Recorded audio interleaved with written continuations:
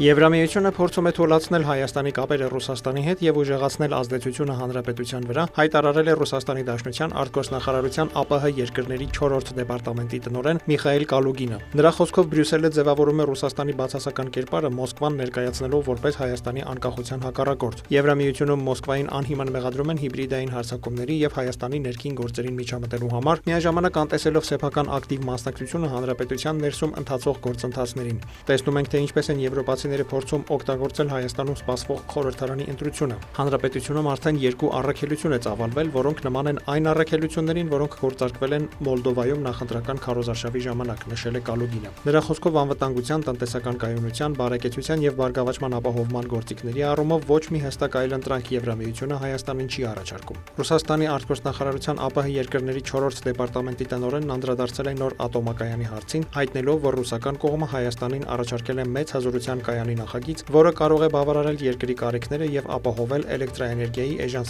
սպառողի համար եւ խթանել երկրի արդյունաբերության աճը։ ՏԱՍՍ-ի հետ զրույցում դիվանագետը նաեւ նշել է, որ Ռուսաստանը Հայաստանին բարձրաբանել է Հարավկովկասյան երկաթուղու կոնցեսիայի վերաբերյալ Երևանին անհանգստացնող բոլոր հարցերը։ Չենք կարող համաձայնել այն պնդմանը, որ ռուսական ընկերության կողմից հայկական երկաթուղիների կառավարումը որևէ կերպ սահմանափակում է Հայաստանի մրցակցային առավելությունները։ Ընդհակառակը համոզված ենք, որ այն ստեղծում է դրանք, նկատել է Կալուգինը։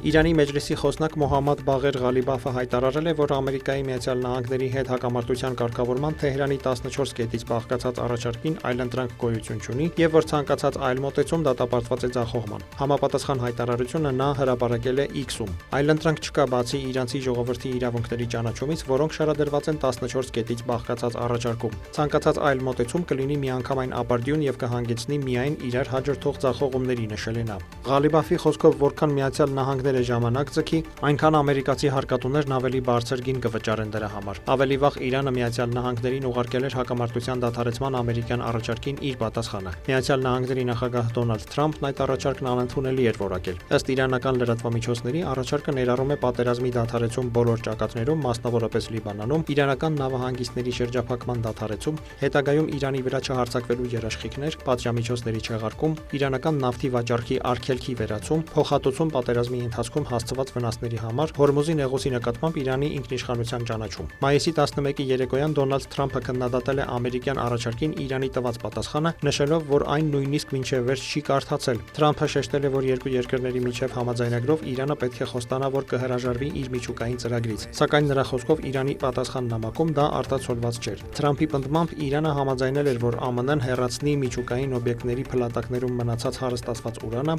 սակայն Իրանի վերջին առաջարկում այդ կետը չի ներառվել։ Իրանը եւ Իրաքը պայմանավորվել են կանխել զինված խմբերի տեղաշարժն ընդհանուր սահմանով, ասված է Իրաքի վարչապետի ազգային անվտանգության հարցերով խորհրդական Քազեմ Ալ-Արաջիի մամուլի ծառայության հայտարարության մեջ։ Կողմերը կարևորել են անվտանգության ոլորտում համատեղ համակարգման ամրապնդումը, սահմանային հսկողության միջոցառումների խստացումը եւ ահաբեկչական կամ զինված խմբերի ցանկացած ներթափանցման կամ տեղաշարժի կանխումը, որոնք կարող են սպառնալ երկու երկրի եւ տարածաշրջանի անվտանգությանն ու կայունությանը։ Փաստաթղթի համաձայն իրանական կողմը տեղեկություն է ներկայացրել Իրաքյան Քրդստանի ինքնավար շրջանում ներկա իրանական որոշ զինված խմբավորումների գործունեության մասին։